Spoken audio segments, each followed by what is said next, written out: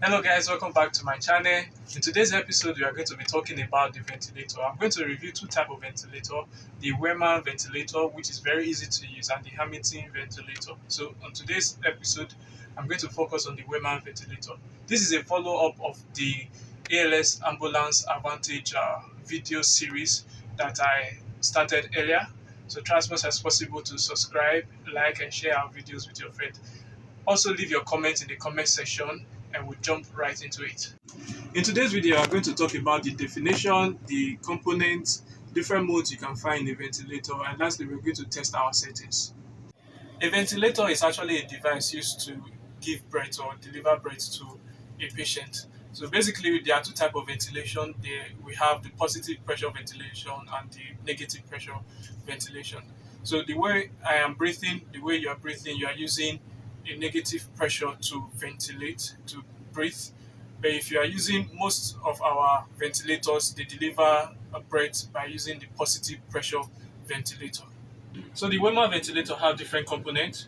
As you can see, you have the ventilator itself, you have the oxygen port where the ventilator is connected to an oxygen source, and you have the tube connecting the ventilator to the airway that you're using for your patient. You have different buttons. Some of the buttons include your power button. You have the frequency and tidal volume button. You have the CPRO button. And you also have at the patient end, you have your trigger where you can, when you're doing CPRO and you want to deliver breath, this is your trigger to deliver breath to your patient. And at this end, there's a test lung where you can use to test your settings before you connect the patient to the ventilator.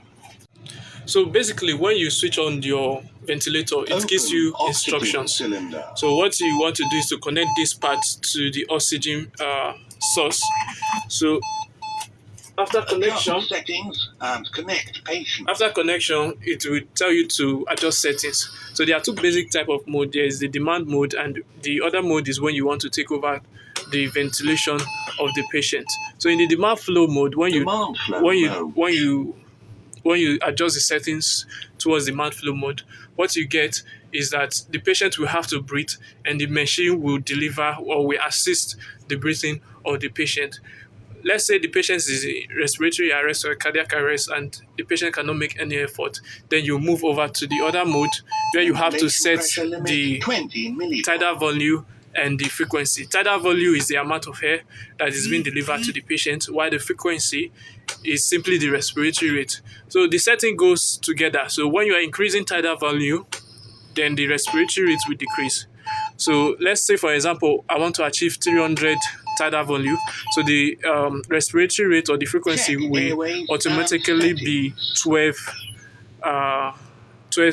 cycles per minute for the respiratory rate.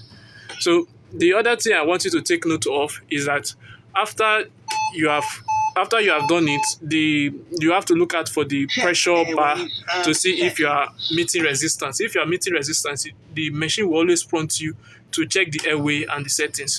So if that's the case, you have to adjust to suit the patient and to suit what you want to give to the patient. So there are two types of pressure limits that you want to play with. You can use when you are using a face mask or when you are using an advanced airway, you can switch between those modes. So when you click it, the pressure limit will have to change. Pressure limit 45 millibar. So you have seen it's changing from pressing it. Okay? So if I'm using an advanced airway or if I'm using a face mask, it can always change if I want to adjust the pressure setting. Now let's take for example that the patient is in cardiac arrest and you still want to ventilate this patient with the ventilator. You have an option to click on the CPRO mode. So once you click on the CPRO mode, what happens is that it's help you with a metronome where it gives you instruction and gives you the rate at which you compress your patient. So once it's time to deliver two breaths,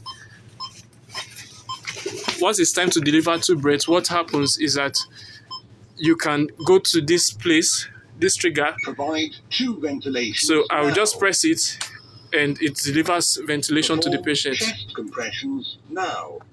So anytime I press it, that's when the machine would deliver oxygen to the patient. So instead of using my valve mask, I can use this to deliver oxygen